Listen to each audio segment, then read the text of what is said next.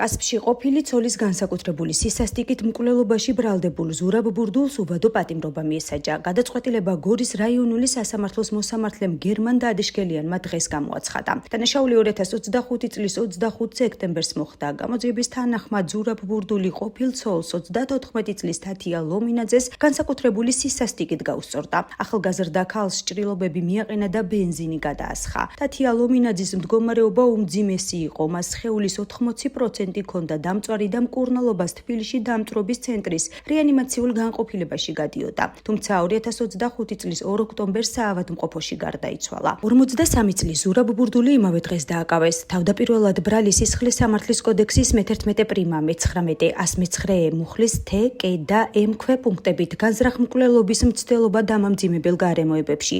ჩადენილი ქალისა და მამაკაცის თანასწორობის შეუწყნარებლობის გამო ოჯახის წევრის მიმართ განსაკუთრებული სისასტიკით წარუდგინეს.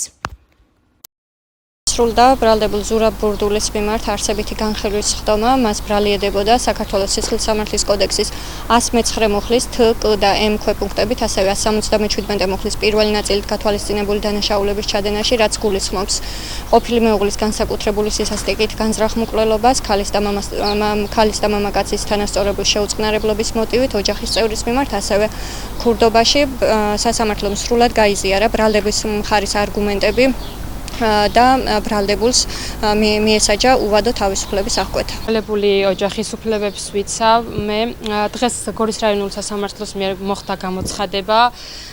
სრულად გაიზიარა სასამართლომ ბრალდების მხარის მიერ წარმოდგენილი მტკიცებულებები და ბრალდებულს მიუსაჯა უვადო თავისუფლების აღკვეთა. მიგვაჩნია, რომ განაჩენი არის სამართლიანი და სრულიად შეესაბამება ბრალდებულის მიერ ჩადენილ განსაკუთრებული სისასტიკით მკვლელობას.